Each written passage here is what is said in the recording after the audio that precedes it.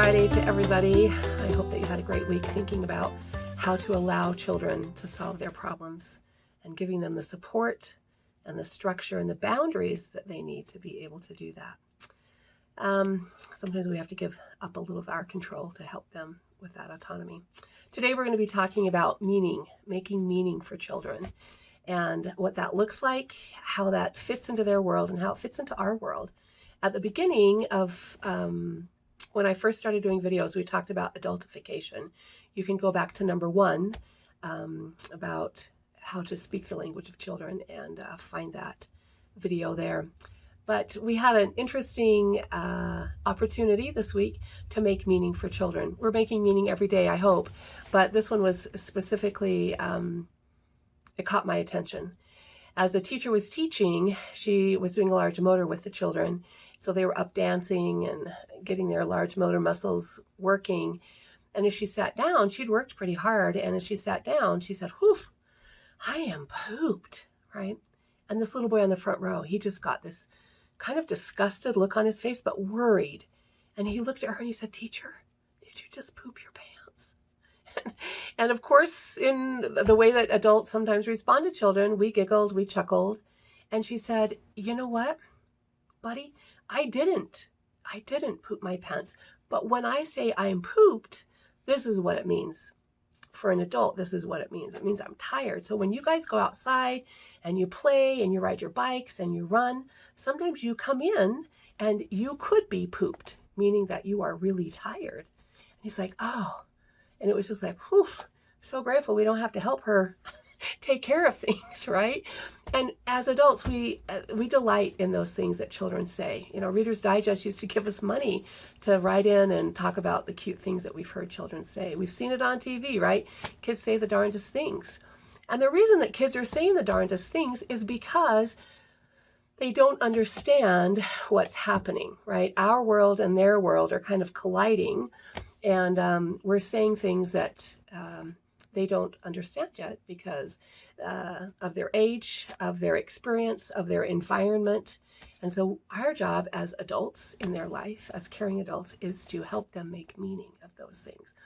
I know sometimes, you know, when we get snow, sometimes it's like, "So I hope the kids don't disappear out there today. You know, it's such a lot, there's a lot of snow out there." And we've had kids that have said, I don't want to go outside. And when we question them and figure it out, it's because they don't want to disappear, right? Because disappearing to them means going away.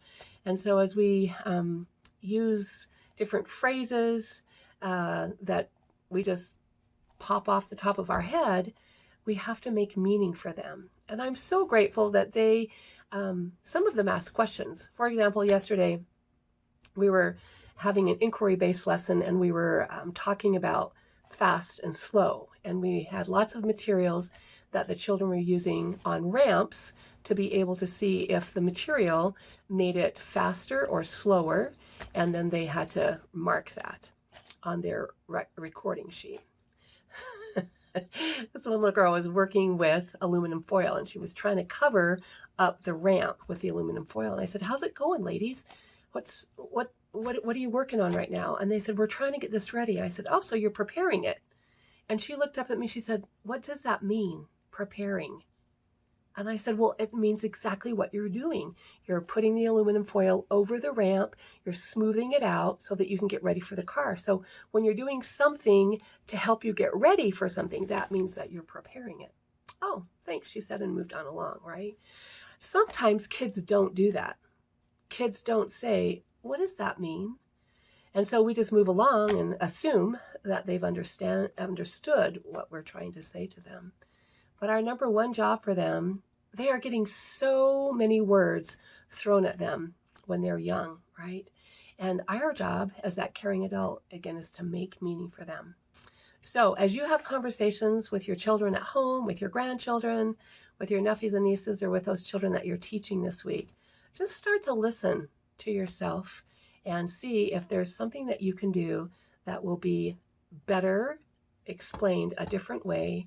Or as you're reading a book to a child and you think, you know, they might not know that word. Just have a definition. This is like when you do this, or this is what mommy felt when this happened, right?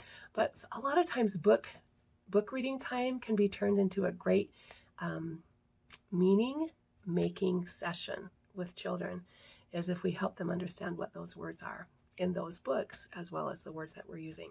So make meaning for children this week as we think more about how to speak the language of children. Have a great weekend, everybody.